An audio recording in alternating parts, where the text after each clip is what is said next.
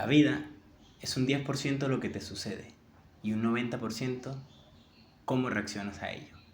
Frase célebre de Charles Swindoll. Con esta frase quiero darte la bienvenida a este tercer episodio de Biblia Click. Y llegados a este punto tenemos que agradecer porque hasta este momento Dios nos ha ayudado y sabemos que así será siendo.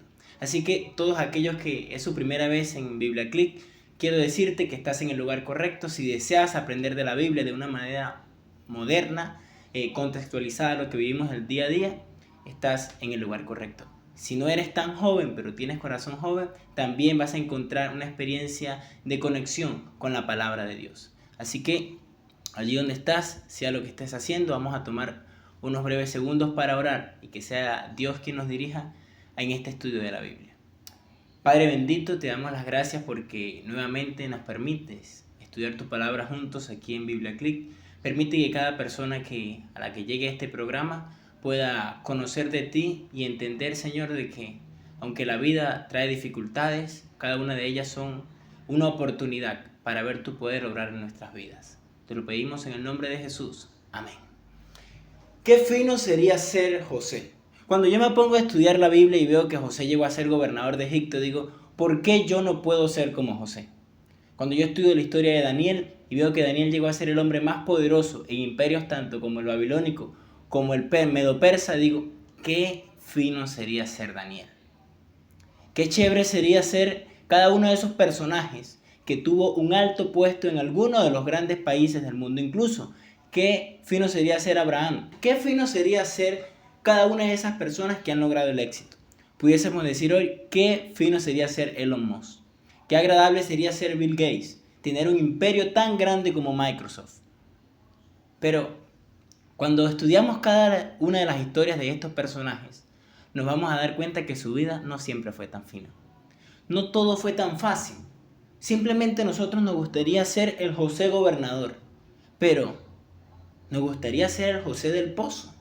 Yo no sé qué tanto has estudiado tú la historia de José, pero es una de las que vamos a estudiar en esta ocasión. La historia de José y la historia de Elías. Y quiero comenzar con la historia de Elías porque me parece que es el ideal que todo cristiano tiene. Cuando yo voy al libro de Segunda de Reyes y me encuentro con que Dios se llevó a Elías al cielo, en el capítulo 2, me sorprende y digo, oye Señor, yo también quiero ser como Elías. Porque ¿quién no quiere ir al cielo? ¿Quién no quiere ya de una vez salir de este mundo lleno de pecado, de dolor y de angustia y simplemente estar con Dios? Es la expresión máxima de éxito. Entonces todos quisiéramos ser el Elías que Dios se lleva al cielo. Pero mientras estudiaba la historia de Elías, sin llegar al momento en que Dios se lo lleva al cielo, me encontré con un episodio interesante y del cual quizás se habla poco. Y fue cuando Elías se encontró en depresión. Cuando Elías cayó preso de la ansiedad, del temor y el miedo apoderado de él, lo hizo pensar incluso en quitarse la vida. Recordemos que Elías, a diferencia de Moisés, que también está en el cielo y vinieron pues en la transfiguración con Jesucristo, recordemos que Elías fue y es la representación de aquellas personas que irán al cielo sin haber visto muerte.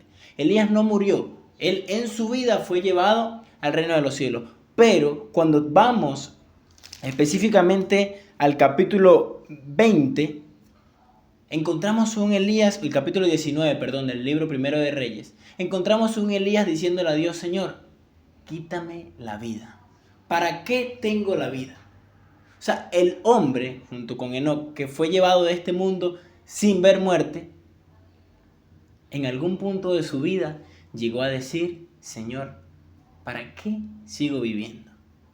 Y esto es impresionante, ¿no? Porque cuando estudiamos el contexto en el que Elías dice esta frase, sorprende aún más. O sea, un hombre que acababa de venir de hacer descender fuego del cielo. Y yo no sé cuántas personas en la historia de la humanidad han tenido el privilegio de decir algo y que Dios le obedezca. Porque Elías allí estaba y estaba tan confiado Elías cuando sucede esto. Él tuvo una batalla campal contra los sacerdotes y profetas de Baal y de la diosa Aserá. Ellos estuvieron allí en un monte, los 400 profetas de Baal pasaron todo el día pidiéndole a su Dios que hiciera llover fuego. Elías se burlaba de ellos, lo dice la Biblia, no lo digo yo. Dice que Elías se burlaba y decía, griten más duro, porque quizás su Dios está durmiendo. Quizás estaba tan ocupado que no tiene tiempo para responder su petición. O sea, un hombre que se mostraba tan confiado y que tenía incluso la osadía de burlarse de aquellos que adoraban o que le pedían a otro Dios, y que después no solo se burló, sino que después dice que le cortó el cuello, los degolló a los 400 profetas de Baal. Esto es algo que quizás nuestra mente a veces cuando lee la Biblia no toma en cuenta. O sea, Elías estuvo allí en este enfrentamiento contra los profetas de Baal. Ganó, obviamente, porque su dios Baal, como no existe, no hizo descender ningún fuego. Elías apenas se paró, dijo, mira, échenle agua también a donde va a venir el fuego, para que vean. Gastaron todo el agua allí y cuando él pidió, el fuego cayó. Entonces, este hombre que tuvo pues esa conexión con Dios para decir que caiga fuego del cielo, y sucedió, que muchos de nosotros quizás cuando un hermanito de esos que son como serafines, que quieren puro criticar en la iglesia porque creen que ya son perfectos, cuando uno de nosotros nos encontramos con uno hermano de esos, he escuchado personas que dicen, Señor, dame un poder para descender fuego del cielo y consumirlo. Pero el Señor no se los da. ¿Por qué? Porque simplemente, aunque creemos en Dios, aunque quizás tenga conexión con Dios, ese no es el propósito de Dios. Y Dios no tiene por qué obedecerte a ti. Pero Elías dijo, Señor, que descienda fuego del cielo y consuma este sacrificio. Y descendió fuego del cielo. Entonces, Elías era una persona con una relación tan estrecha con Dios que Dios le hacía caso. ¿Por qué? Bueno, porque él obviamente estaba cumpliendo el plan de Dios. Ahora, después de este suceso tan impresionante, que Elías va, desciende fuego del cielo, mata a todo ese montón de gente, Elías recibe una amenaza. Y pues me imagino que en la vida de Elías él tuvo muchos momentos donde lo amenazaron con matarlo, porque pues estaba en contra de lo que practicaba el resto del pueblo. Pero esta amenaza tuvo algo diferente. Esta amenaza se la hizo Jezabel. Jezabel es identificada en la Biblia como una de las mujeres más malas que haya existido en la historia humana. ¿Recuerden ese nombre? Jezabel. Y sí, en este tiempo también encontramos a mujeres como Jezabel y hombres como Acac. Acac era el rey. Era pues por descendencia israelita quien le tocaba gobernar en ese tiempo, pero la historia de Acac se ve marcada porque se casa con una mujer de otro pueblo que adoraba a otro dios y deja que ella se imponga sobre él. Acac, que presumía ser el hombre más importante de todo el reino de Israel, terminó cayendo en las garras de una mujer extranjera llamada Jezabel, que vino a destruir por completo el reino de Israel. Entonces esta mujer era tan mala que la palabra de ella era más temida que la palabra del rey. El rey decía algo y la gente no le importaba, pero cuando Jezabel hablaba, todos temblaban. Entonces, esta mujer empoderada hacia el mal amenazó a Elías cuando se enteró de que Elías había matado a todos sus profetas. Y quiero leer textualmente la amenaza que le hizo Jezabel. Dice el versículo 2 del capítulo 19, libro primero de Reyes, capítulo 19, versículo 2. Entonces envió Jezabel a Elías un mensajero para decirle, traigan los dioses sobre mí el peor de los castigos. Si mañana a estas horas no he visto tu persona como la de uno de ellos. Refiriéndose a todos aquellos que Elías degolló. Entonces cuando Elías recibe al mensajero que le dice, Jezabel, la reina malvada, mandó a decirte que me hagan aún peor los dioses de lo que le pasó a todos ellos. Si mañana a esta hora, es decir, si en 24 horas yo no te he puesto a ti como a uno de los que tú mataste. Cuando Elías escucha estas palabras, ese hombre que tenía la conexión con Dios tan brutal que hacía descender fuego del cielo, se atemorizó. Y dice el versículo 3, viendo Elías el peligro, se levantó y se fue para salvar su vida. Al llegar a Berseba, que está en Judá, dejó allí a su criado. luego de caminar todo un día por el desierto, fue y se sentó debajo de un árbol. Y entonces deseó la muerte y dijo: basta ya, Jehová, quítame la vida, pues no soy yo mejor que mis padres. Ay, Elías, Elías, Elías. Este hombre que venía de estar en la cúspide del mundo. Porque si bien es cierto, muchas personas tuvieron poder en la historia humana, no puede haber alguien con más poder que quien Dios le hace caso. Porque si una persona es capaz de hacer descender fuego del cielo, o sea, puede venir el ejército más grande, puede venir Alejandro Magno con toda Grecia y su ejército que conquistó el mundo en el menor tiempo posible. Pero una persona, un solo hombre, que con solo decir que caiga fuego y cae, o sea, es más fuerte y más poderoso que todas las demás personas. Entonces, Elías en ese momento era la persona más poderosa del mundo. ¿Por qué? Bueno, porque pues Dios cumplía lo que Elías decía. Elías dijo: no va a llover por 3 años, no llovió por 3 años. Va a caer fuego del cielo, cayó fuego del cielo. Digo después: va a llover esta tarde, llovió esa tarde después de 3 años sin llover. Entonces, la palabra de Elías se cumplía. Lo que él decía, así se daba. Pero este hombre ahora estaba huyendo porque una mujer lo amenazó con matarlo. Y es tremendo, o sea, pensar en esto, porque Elías pudo haber seguido confiando en ese Dios que hasta ese momento se había mostrado que seguía con él. Entonces, ¿por qué Elías dudó? No sabemos realmente. Muchas personas han encontrado distintas opiniones en cuanto al porqué del temor y el miedo de Elías. Algunos dicen que era que Jezabel era realmente mala, otros dicen pues que distintas razones por las cuales Elías pudo tener miedo. Pero lo cierto es que ese hombre exitoso que hacía descender fuego del cielo y que su palabra Dios la obedecía, ese hombre deseó morir.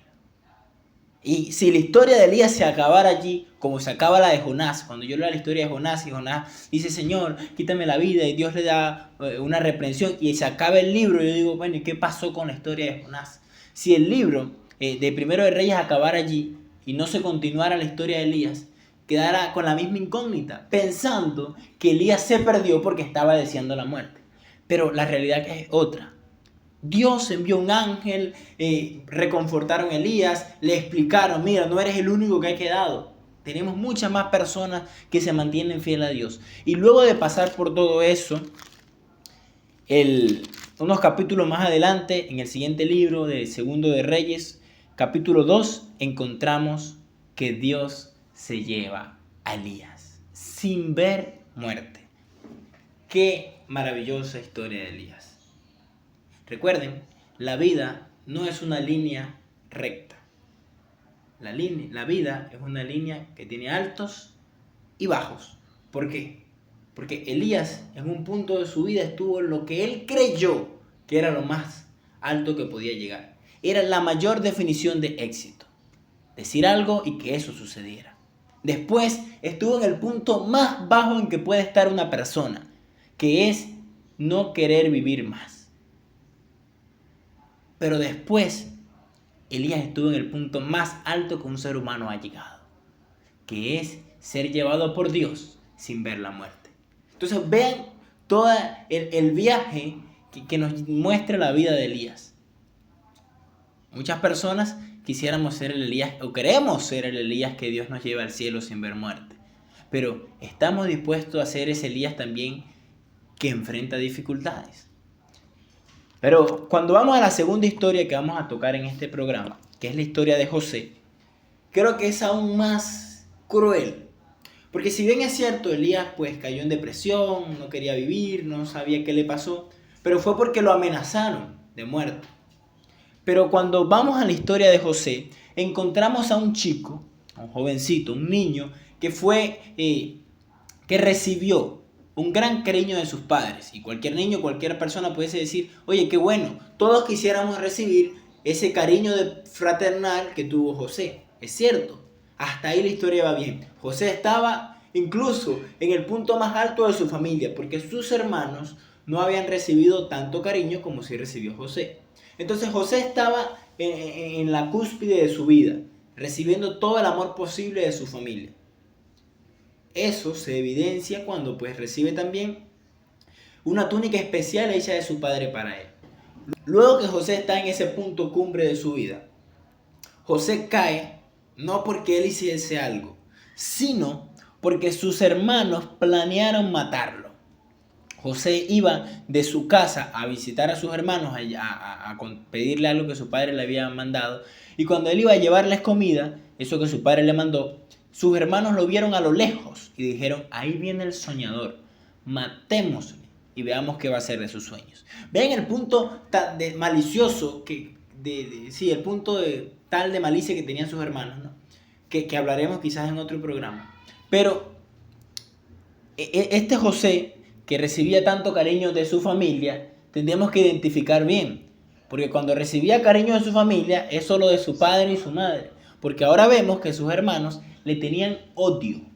Ahora, cuando José llega a donde están sus hermanos, que habían maquinado matarle, se habían cambiado los planes. Ya no iban a matarlo.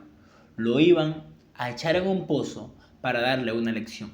Y usted puede preguntarse, bueno, ¿qué pozo? Recuerde que en el desierto no hay agua, entonces tienen que hacerse pozos, excavaciones, para conseguir agua y extraer de ahí. Probablemente el pozo en el que fue lanzado José era un pozo de esos, que en algún momento tuvo agua, en ese momento no. Entonces, en el desierto, para poder encontrar agua, tienen que ser excavaciones profundas. Así que ese pozo donde fue lanzado José no era ni 1 ni 2 metros. Eso era algo profundo. Así que el golpe que tuvo José al caer debió reventarle pues su cuerpo, debió dejarlo, diríamos nosotros, estropeado. Ahora, ese José no solamente iba a recibir la lección que le querían dar sus hermanos, al ser lanzado allí y después sacarlo. No, resulta que sus hermanos después se idearon el maravilloso plan de venderlo. En ese tiempo habían esclavos. Entonces pasó una caravana y dijeron: mira, te vendemos a un joven robusto, bien cuidadito, que no le falta un diente. ¿Cuánto nos das por él? Pagaron el precio de José y se llevaron al niño querido de la familia como esclavo a Egipto. Entonces miren cómo pasa la vida de José. Está en la cúspide porque tiene todo el cariño de sus padres. Luego cae al pozo donde sus hermanos demuestran todo su odio hacia él. Pero después cae incluso aún más bajo cuando es vendido como esclavo. Sus hermanos dejaron de considerar a José como una persona y lo consideraron un objeto que era posible de negociar. Así que ahora José, en ese punto más bajo, parecía que era el fin. Pero la vida tenía otro rumbo para él. Y cuando digo la vida, no se entienda algo místico, que no, los planes de la vida, no, Dios. O sea, cuando me refiero a la vida era lo que le venía en su vida, pero quien tenía otro plan para él era Dios. Entonces ese José que había sido vendido por sus hermanos, que pasó todo el camino, estoy seguro yo, pensando en aquel acto atroz que habían hecho sus hermanos. O sea, un niño que había sido criado con todo el cariño posible en su familia, veía cómo sus hermanos mostraban todo su odio y su rencor, lanzándolo en un pozo, queriendo matarlo y vendiéndolo como esclavo para nunca más ver a su familia. Que José, estoy seguro que pasó todo el camino entre llantos, dolor por los latigazos que le daban los que lo habían comprado como esclavo, pero también reflexionando y pensando en cómo sus propios hermanos, su propia sangre, había sido capaz de tal acto. Entonces, la vida de José parecía que no tenía otro destino, hasta que pues los planes de Dios se evidenciaron. Y resulta que quien compra a José como esclavo, al esclavo José, en este punto estamos hablando de José esclavo. Quien compra a ese José esclavo es una persona muy importante en el imperio Egipto y era nada más y nada menos que el capitán de la guardia del faraón. Ese hombre llamado Potifar comienza a darse cuenta de que José tenía algo especial. Iba a decir superpoder, pero hay personas que dicen que pues no era un superpoder. Pero yo creo que sí. ¿Por qué? Porque José, todo lo que tocaba, prosperaba. ¿Usted se imagina tener en su casa una persona que todo lo que le ponga la mano le vaya bien. O sea, Potifar montaba un negocio de vender cucarachas, pero ponía a José al mando y se convertía ese negocio en el más próspero de toda la nación. Potifar le daba a José a cargo que cuidara el agua en su casa. Resultaba que el agua de la casa de Potifar era la mejor de todo el reino. Entonces, todo lo que tocaba a José prosperaba, todo, absolutamente todo. Esto no es porque José tuviese un poder en sí mismo, sino porque Dios pues estaba con José, y lo evidencia la misma Biblia. Dice, todo lo que José tocaba prosperaba porque Dios estaba con José. Entonces, ese chico que estaba aquí al principio, aquí arriba, siendo amado por toda su familia, después nos daremos cuenta que era solo por sus padres, ¿sí? Cae, es vendido por sus hermanos, es llevado como esclavo, pero comienza a recuperarse. Obviamente, ser esclavo, por más que lo quiera Potifar, nunca iba a ser igual que como era en su casa. O sea, en su casa no le faltaba nada. Ahora que estaba en otro mundo, otro ambiente, otra cultura distinta, pero ya no era ese esclavito que llevaban por el desierto dándole latigazos. Ahora José se había convertido en el mayordomo de la casa del capitán de la guardia de Faraón. Entonces, en este punto, si bien José no está tan arriba como al principio, vemos que su vida le está yendo bien. Porque pues ha mejorado, ya no está en el fondo del pozo, ya no está allí en lo caliente del desierto, lo maltratador que es la brisa del desierto y lo que puede ser con las heridas abiertas de los latigazos, sino que José se encuentra en una posición más o menos acomodada. Pero aquí hay algo que quiero destacar antes de continuar con el tema que estamos tocando. Y es que José se convirtió en el mejor esclavo. Y yo tengo que ver a José y ver esto como un ejemplo para mí. Porque muchas veces nosotros queremos comenzar a ser el mejor cuando tengamos una gran posición. Y voy a repetir esto porque esto sucede mucho. Y se escuchan frases como, no, si yo fuese el presidente del país, yo fuera el mejor presidente que haya existido. Si yo fuese el dueño de tal empresa, yo fuese el mejor CEO que ha existido. Si yo tuviese mucho dinero, yo fuese la persona más bondadosa que ha existido. Y todas nuestras grandes bondades y nuestro éxito se basa en si yo fuese. Pero José, siendo un esclavo, que ninguno de nosotros es esclavo ahorita de nada, solo que de los vicios que pueda ser esclavizado, pero es una esclavitud que tú mismo te la impusiste o que yo mismo me la impuse. Pero nadie aquí ha sido vendido por dinero a otro. Y ese José que había sido vendido decidió ser el mejor esclavo de todo el mundo. Qué determinación la de José. Yo a veces le digo, Dios, Señor, ayúdame a ser como José. Que si estoy siendo limpiador de carros, que yo sea el mejor limpiador de carros que pueda existir. Que si estoy creando contenido, que yo pueda hacer, dedicarme tanto, que pueda ser el mejor creador de contenido. Y cuando digo el mejor, no necesariamente es el que tenga quizás más números, o al quien le paguen más como limpiador de vidrios, sino quien haga mejor el trabajo. José no recibía el mejor sueldo de Egipto, pero era el esclavo que mejor trabajaba. Era el mejor. Nosotros tenemos que llegar a tener tal determinación para ser el mejor en cualquiera que sea la posición que estemos. Ya dicho esto, importante para nuestro mejoramiento personal, sigamos con el punto que estamos tocando, ¿no? Y es que José, que ahora era el mayordomo, que todo le iba bien, iba subiendo cada vez más, se había encontrado que ya no tenía necesidades, simplemente la de la libertad, pero ser mayordomo no era ya quizás tan malo como ser simplemente un esclavito que limpia. Pero en cualquier cosa que hacía José, el Señor lo prosperaba. Ahora, la mujer de Potifar le pone el ojo a José.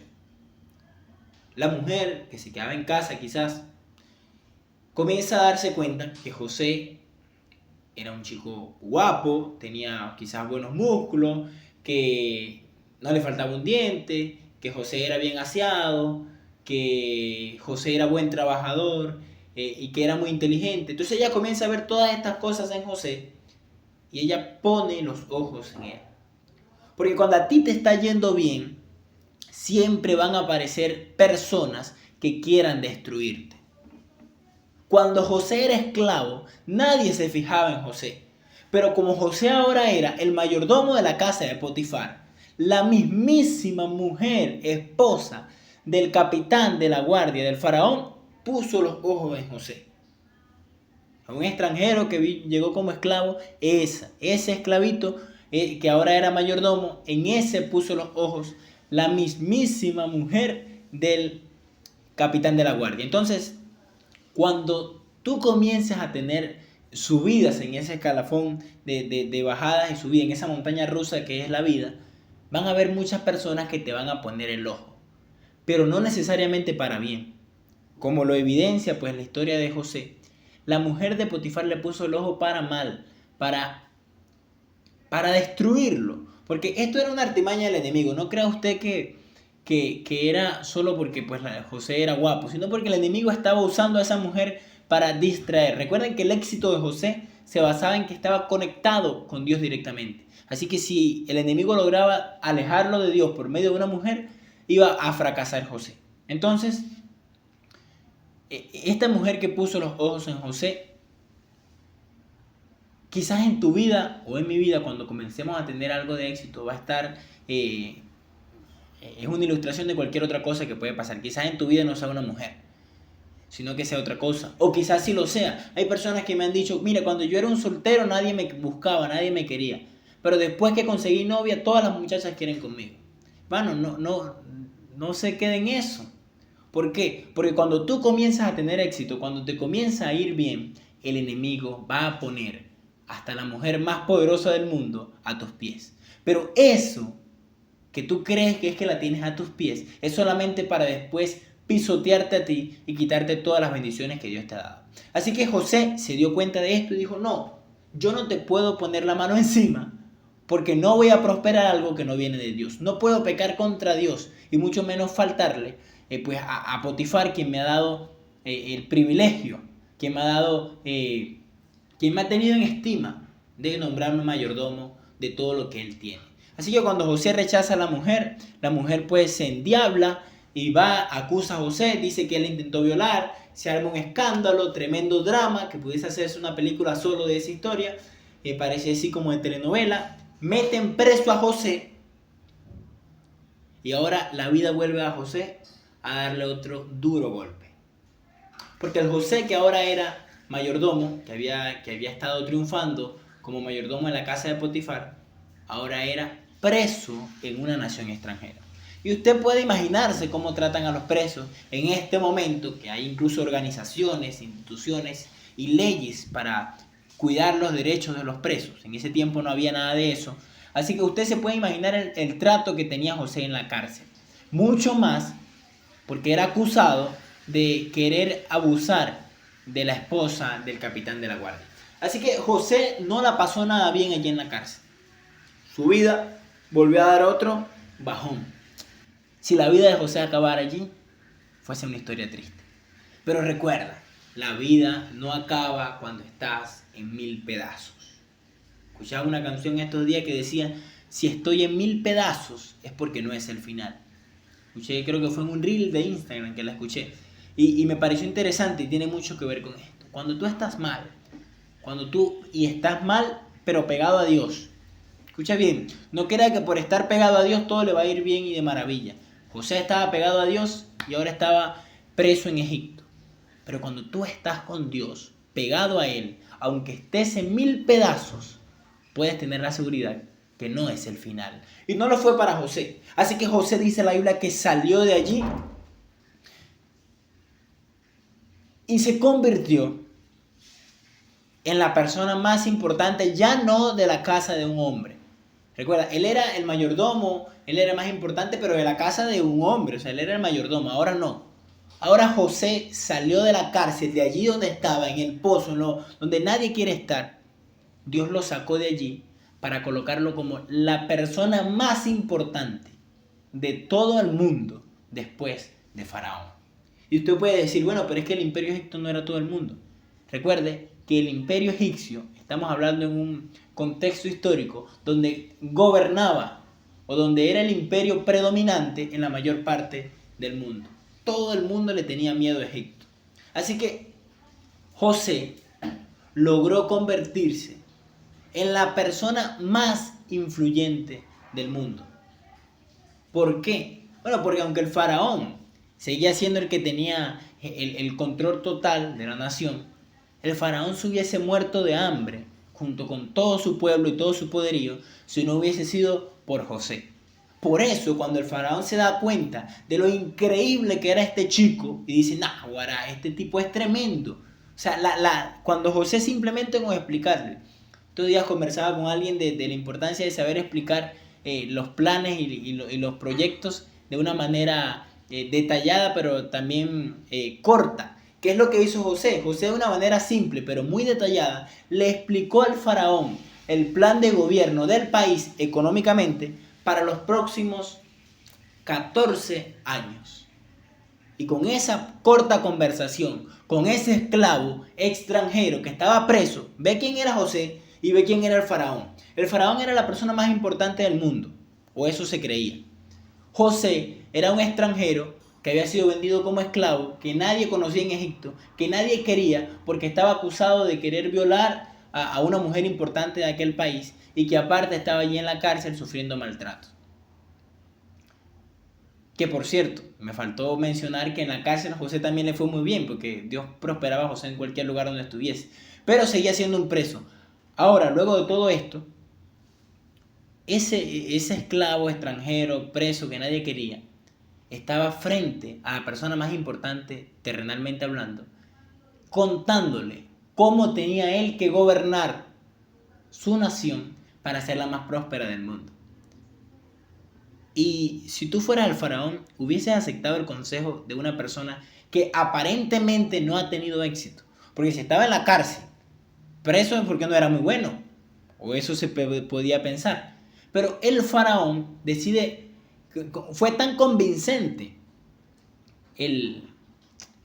aquella explicación, el plan, el proyecto que le presentó José al faraón, que el faraón creyó y le dio todos los poderes a José. Y no necesariamente porque José dio el mejor discurso, sino porque José estaba con Dios. Entonces, la vida de José, que seguía aquí abajo, recuerden, comenzó aquí arriba siendo el niño más querido de la casa. Luego cayó siendo odiado por sus hermanos. Cayó aún más bajo siendo lanzado en un pozo. Cayó aún más bajo siendo vendido como esclavo. Comenzó medio a subir siendo ahora el mayordomo y no el esclavo. Luego es acusado de querer violar a la esposa de Potifar. Cae aún más bajo que en toda su vida, ahora está preso. Y luego comienza medio a subir allí en la cárcel, porque pues cae bien con el que cuidaba la cárcel, ya le da más libertad a José, José está pendiente de los demás presos, pero su vida de aquí, que seguía abajo, porque aunque usted puede ser muy bueno en la cárcel, sigue estando en la cárcel, la vida da un subidón tremendo, y José ahora se convertía en el gobernador de todo Egipto. En este tiempo no se le llamaría gobernador, porque si Egipto fuese una empresa, y el faraón era el dueño de la empresa, José sería el community manager, sería el CEO, el más importante. José sería la persona, el presidente, el administrador total de aquella empresa. El gerente José ahora se encontraba con el reto de cumplir esa promesa que él hizo, de que Egipto se iba a convertir en la nación más próspera del mundo. ¿Qué creen ustedes que pasó? Eso, lo que había dicho José. Egipto se convirtió en la nación más próspera del mundo. Y cuando llegó la sequía, que nadie tenía comida en ninguna parte del mundo, Egipto tenía comida para toda la nación y para vender. ¿Qué historia la de José? Cuando tú en tu vida crees que estás en el pozo, que no hay salida, que tu familia te traicionó, que no hay oportunidad de mejorar, recuerda, necesitas un milagro, porque es imposible para ti. Dios es experto en milagros.